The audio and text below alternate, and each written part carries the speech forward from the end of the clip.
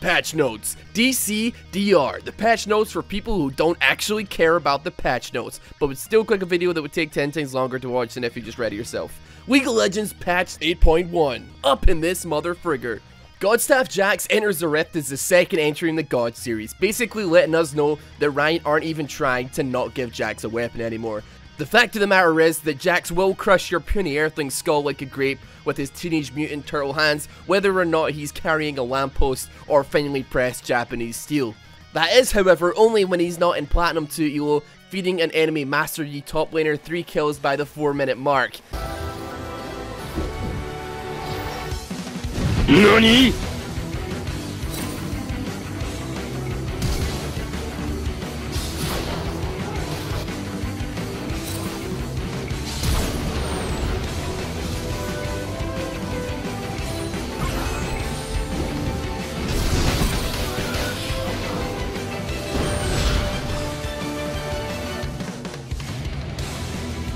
At least now this player will be able to achieve this feat in style.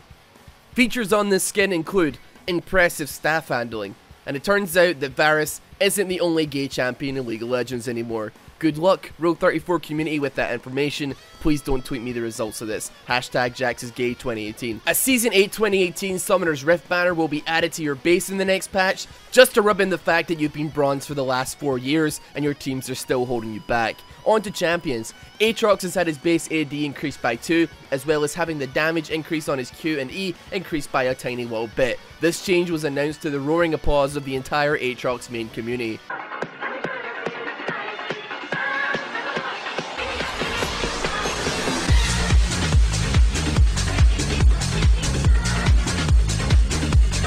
Brand's passive damage was increased from 2% of max health to 4%, so expect to see even more people picking up the classic I don't actually want to support that is Brand. Sure, he can shred tanks, but he'd much rather face check that bush with the Leona standing in it just to make sure that it's safe. Cassiopeia has had her mana cost on her Q ward and her AP ratio increased on her E. A buff to a champion that was already strong before, if not for the fact that only about 3 people on Earth can actually play her well, and none of them even speak English. Guess I'll have to settle for the next closest thing, this Silver Elo MOBA Fire guide. Corki has had his base AD ward, his ratios on his Q ward pretty badly, and that seems like a good thing. I actually hate this poke meta. And while we're talking about the meta and jokes, here's a meta joke for you. There's a mid-roll ad right here. If you're using Adblock, you won't understand this joke, and you're going to probably say, Ross, you made this joke yesterday. Well, this is the most profitable joke that I've ever come up with in my entire life, so just shut up. Viewer has had her AD growth increase from 3.3 to 4, a change so massive that even his Shinshin has praised the change as being the best thing that has ever happened to Fiora, second only to the Bruiser Keystone situation in Season 8. Rest in peace, top lane. Graves was made stronger, but also kinda weaker, so that's okay. Heimerdinger's ulti turret damage has been obliterated and pretty much halved, probably due to the reason that he can solo Baron at 20 minutes into the game on his own, or perhaps one too many of the silver balanced team at Riot tried to gank one and ended up failing a 2v1. Who's getting the last laugh now, Heimerdinger? Jace's E is getting a cooldown nerf, Katarina's E is following suit with a nerf to her E's damage. Not that it'll make much of a difference when Katarina's can build a Sunfire Cape and a Hex Drinker in lane and still one-shot me.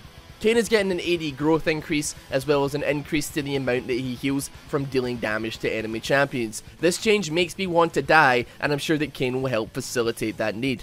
Kled got a couple extra buffs on statistics here and there, but will that make a change in his win rate at all, or will it continue to look like the trajectory of my YouTube channel? Olaf has had a decent attack speed buff on his Q. Can anyone else say full lifesteal lethal tempo meta man, sir?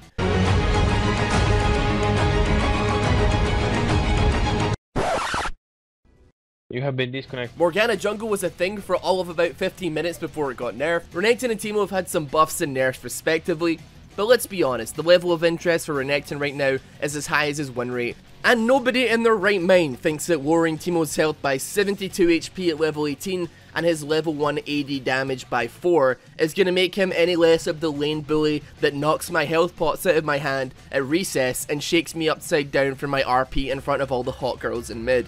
Xerath W has had a mana increase, meaning that when Power of Evil misses every single spell next patch, it's going to be even more devastating than it already was. And they're going to have a little bit more coming in as Ignar brings some teammates. None of the CC landing. The juke shoes are in, but does it matter? tiny mid laner dying in the tower diving. Yasuo has had his MR growth almost tripled, and on top of that, his Steel Tempest has had a bit of an increase in damage as well. Alongside the fact that his ulti range has been increased by 200 units, it looks like Riot is trying to make Yasuo meta thing again. I am very much looking forward to seeing that, as long as it is not on my team. I have a friend I'd like you to meet, Yasuo. Ardent Sensor got another nerf to heal and shield power, meaning that even up to Diamond Elo, it is not enough to just stand in lane and press one button while you watch Netflix and play old school RuneScape on your other screen.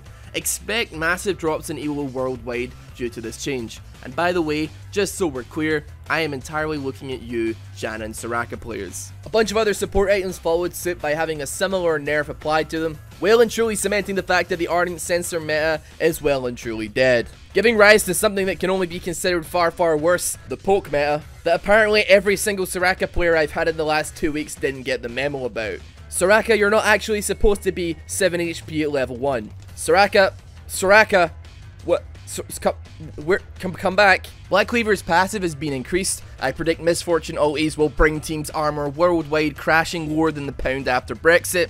Duskblade, Ghostblade, and Edge of Knight's lethality has been lowered by 2, which means that as an ADC player, I am now able to face tank Zeds and Talons. Thank you, Riot, for letting me achieve my dreams of playing frontline Kog'Maw. Giant Slayer and Lord Dominic's Regard got a nerf to how much damage it deals to health stacking tanks. Thank you very much for that one, Riot. That Cho'Gath was a breeze to take down anyway. Grasp of the Undying now no longer actually gives stacking health and instead grants bonus AD or AP based on your max health, which also stacks.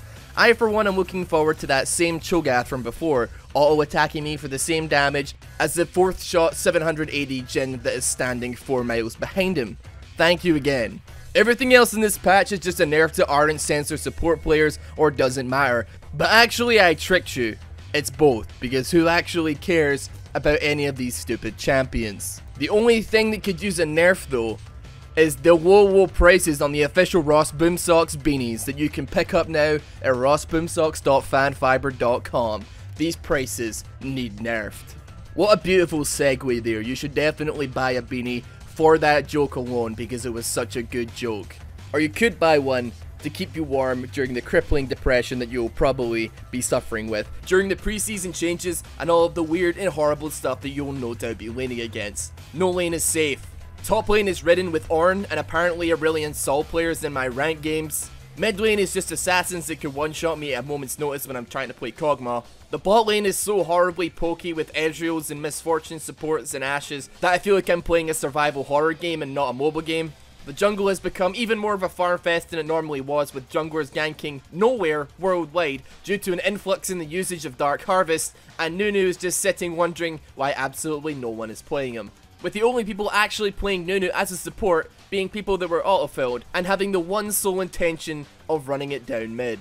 It's going to be an interesting preseason and a Season 8 to say the least, but we're probably going to be looking at a lot of tentative changes over the next few weeks as they try and balance things as well as they can for the start of Season 8, which we all know, as Riot tends to do, is not going to be a thing that happens. But nevertheless, despite the fact that all of us probably hate this game with every inch of our being, we're still going to play it because that's just what we do. Oh, donkey. Well guys, that was the Don't Care Didn't Read patch notes. Hope you enjoyed that video. It's kind of obviously a parody to Black and Nola's TLDR patch notes. If you didn't realize that, then I don't know what to tell you. I'm not copying. It's parody. It's fair use. No, but seriously, I would say go check out the TLDR patch notes series from Black and Nola, but that information is kind of redundant now, so it'd be kind of pointless to ask you to go back and watch his older patch notes that are obsolete.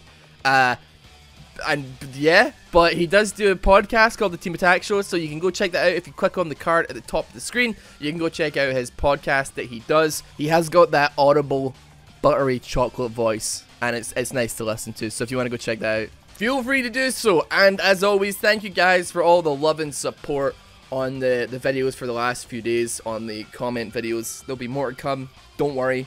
I'm feeling really good about everything right now. I'm enjoying spending time making these videos. If you want me to make more of these for the other patch notes in the future, feel free to let me know. I don't necessarily feel like I'm stepping on Black and Nola's toes because he hasn't really done one of these in like almost a year.